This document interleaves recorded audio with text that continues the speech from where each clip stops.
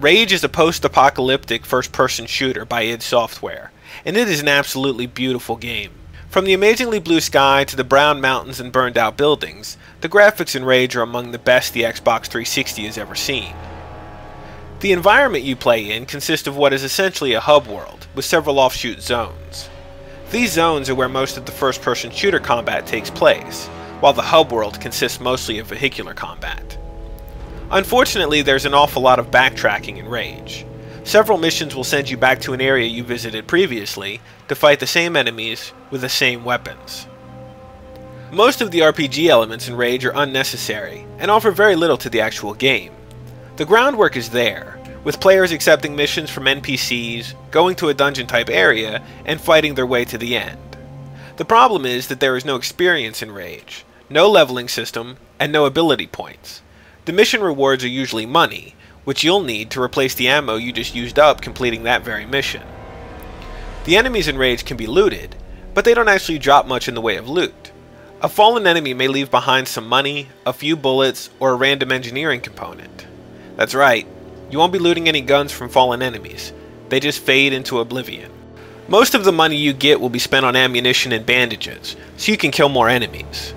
Those enemies will drop more money that you'll need so you can buy more bullets, to kill more enemies, to get more money, to kill more enemies, to get more money. Well, you get the idea. Money is really kind of a pointless thing in Rage. If the enemies drop more ammunition and no money, nothing in the game would change, outside of making fewer trips back to town for ammunition, that is. The engineering parts are used mostly for creating lock grinders, RC car bombs, and sentry turrets. These items don't add a lot to the gameplay in Rage, mostly due to the RC car bombs being shot almost instantly, and the sentry turrets lacking any real stopping power. The lock grinders are effective at opening locked doors, but I still don't know why all these doors need to be locked in the first place. The artificial intelligence in Rage is unimpressive at best. Enemies in the game will either rush you with wild abandon, or hide in cover while you rush them. Some people might argue that the enemy's erratic movements are proof of solid AI, but my experiences have led me to believe that this is all scripted behavior. The enemies never really gave me the impression that they were acting intelligently, and on occasion they seem to be acting downright dumb. The checkpointing in Rage also leaves a lot to be desired. Rage will only autosave when it is loading in a new zone. There are no checkpoints in a given area, and forgetting to save manually can cost you a lot of time and progress. This would be tolerable if there were a quick save button, but needing to go through the menus to save can feel tedious after a few hours of frequent saving. Luckily, instead of being sent right to a loading screen upon death, you will be given a chance to avoid the grave by completing a defibrillator minigame. While it is incredibly powerful, don't confuse the defibrillator for God mode. The ability needs to recharge, and if you die while it's inactive, you're going right to the loading screen. Car races and minigames offer a nice escape from the first-person shooting in Rage. The races can lead to vehicle upgrades, like machine guns and rocket launchers, or an entirely new vehicle when certain missions demand it. The minigames, however, only reward the player with money that he'll need to spend on ammunition so he can kill more enemies. Well, you know. There are a few different minigames in Rage, such as Tombstone, Five Finger Fillet, Strum, and Rage Frenzy. Tombstone involves rolling dice to shoot mutants before they can reach your position. Five Finger Fillet is exactly what it says it is, and I suck at it. Strum is essentially Simon with music.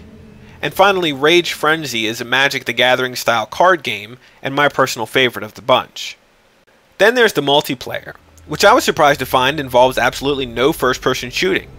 Rage's multiplayer is based around vehicular combat, with players racing around a track, firing Gatling guns and rockets at each other.